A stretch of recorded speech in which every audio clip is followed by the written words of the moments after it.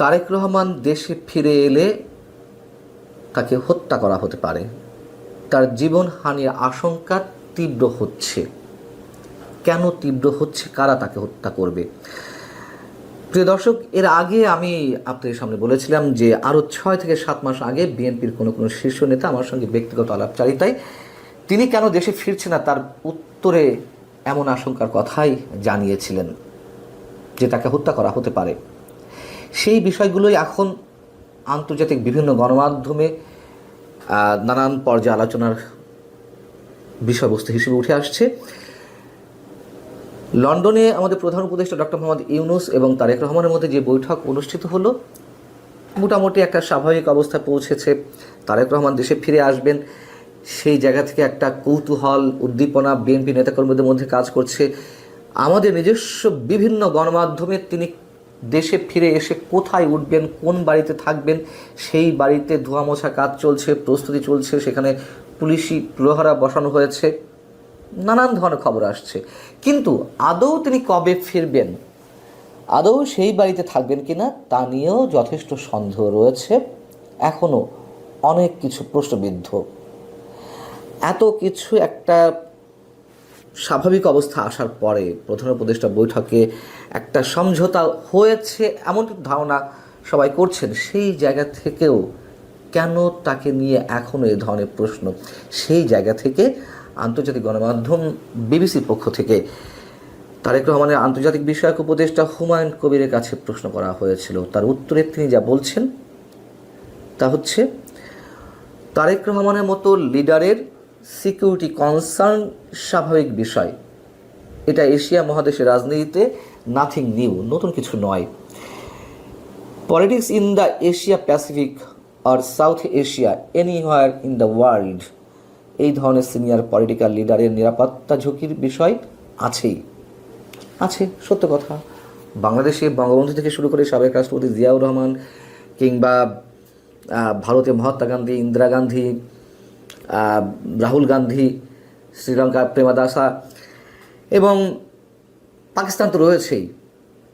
এগুলো অস্বাভাবিক কিছু নয়। আওয়ামী লীগের সভানেত্রী শেখ হাসিনাকেও 18 থেকে 19 বারের জন্য তাকে হত্যার উদ্দেশ্যে অনেকভাবে টার্গেট করা হয়েছিল, আক্রমণের শিকারও হয়েছেন। তার একটা বড় প্রমাণ তো 21শে আগস্ট। তো তারেক রহমানের ক্ষেত্রে হতে পারে, অস্বাভাবিক কিছু নয়। আচ্ছা, হুমায়ুন কবির বলছেন, কিন্তু কেন হবে এই মুহূর্তে, কেন এই আশঙ্কা, সেটি আমি পরে আসছি। হুমায়ুন কবির বলছেন যে ওনারা আসার আগে তো একটা প্রস্তুতির বিষয় আছে। সরকারেরও একটা নিশ্চিত এনভায়রনমেন্ট ক্রিয়েট করতে হবে, একটা স্পেস ক্রিয়েট করতে হবে যেখানে political leaders are safe, secured. Tarek রহমানের আর এক উপদেষ্টা মাহদি আমিন, তিনিও বিবিসিকে বলছেন, যথোপযুক্ত আইনি এবং রাজনৈতিক পরিবেশ যখন সৃষ্টি হবে তখন তিনি ফিরবেন। অর্থাৎ এখনও নিশ্চিত নয়। এবং তারেক রহমান দেশে ফেরার ক্ষেত্রে এর পেছনে 3টি বিষয় কাজ করছে। তারা দুজন যে কথাগুলো বললেন, এক হচ্ছে আইনি বিষয়, যাতে তিনি এলে আটক না হন, তাকে কারাগারে যেতে না হয়। 2 হচ্ছে রাজনৈতিক বিষয়। রাজনৈতিক মানে কি? মানে বিএনপি কনফার্ম ইলেকশনে জিতবে, তিনি প্রধানমন্ত্রী হবেন বা নির্বাচনটা নিশ্চিত হবে, এটাই তো। তৃতীয়ত হচ্ছে তার নিরাপত্তা, জীবনহানির যে সংখ্যা সেটি। প্রশ্ন হচ্ছে যে কারা তাকে হত্যা করবে। আমার সঙ্গে যখন কথা হচ্ছিল বিএনপির কোনো শীর্ষ নেতার আরও অনেক আগে, তারা বলছিলেন যে ভারতে কথা বলছিলেন, ভারতের গোয়েন্দা সংস্থা র তাকে হত্যা করতে পারে। এটাও অস্বাভাবিক কিছু নয়।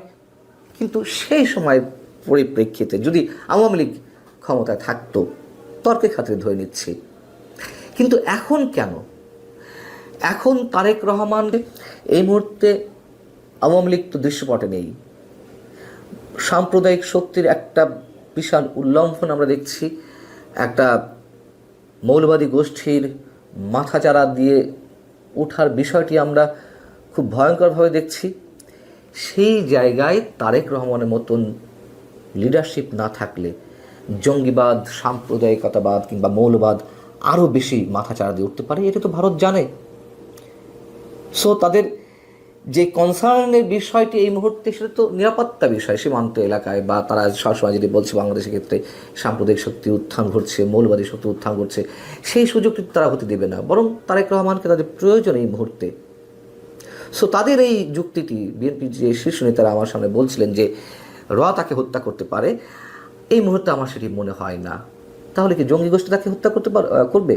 হতে পারে, এটা হতে পারে, এটা অস্বাভাবিক কিছু নয়। তারপরেও এটা যুক্তিযুক্ত কিনা সে বিষয়ে পরে আসছি।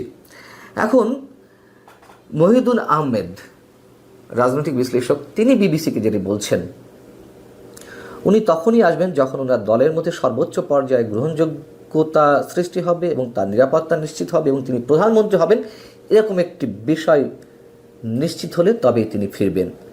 দেখা গেল একটা ইলেকশন হলো, বিএনপি ভালো করতে পারলো না বা তারেক রহমান প্রধানমন্ত্রী হতে পারলেন না, তাহলে উনি এই আরাম আয়েশে জীবন ছেড়ে আসবেন কেন, সেটা উনি হিসাব করতে পারেন।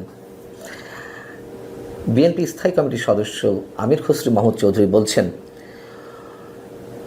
এই বিষয়ের সঙ্গে অর্থাৎ তারেক রহমান ফিরে আসার বিষয়ে এর সঙ্গে অনেক টেকনিক্যাল ইস্যু জড়িয়ে রয়েছে, ওইগুলো বলা যাচ্ছে না, মানে তিনি প্রকাশ করতে যাচ্ছেন না। আমাদেরকে তো সব দিক থেকে বিবেচনা করেই ওনার আসার বিষয় ঠিক করতে হবে। অনেকগুলো বিষয় থাকতে পারে এখানে, সবগুলো বিবেচনায় এনে ওনার সিদ্ধান্ত নিতে হচ্ছে।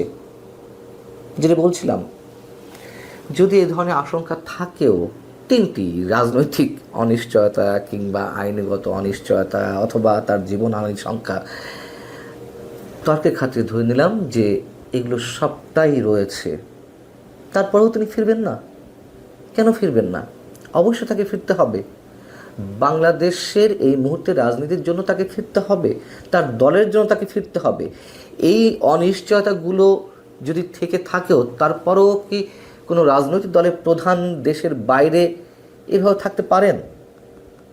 নিশ্চয় না। বরং এখন, মানে আমি তর্কের খাতিরে কথা বলছিলাম যে যদি ওই ধরনের অনিশ্চয়তা থাকেও, তারপরেও থাকতে পারেন না তিনি দেশের বাইরে। আর এখন তো তার পক্ষে দেশের উর্বর ভূমি প্রস্তুত হয়ে আছে। বিএনপির সবচেয়ে বড় জনপ্রিয়তা এই মুহূর্তে, অন্তত ইলেকশনে তাদের জয়ের সম্ভাবনা বেশি রয়েছে।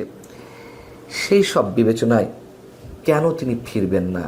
কেন এখনো পর্যন্ত সব কিছু ঠিকঠাক করেই আসবেন?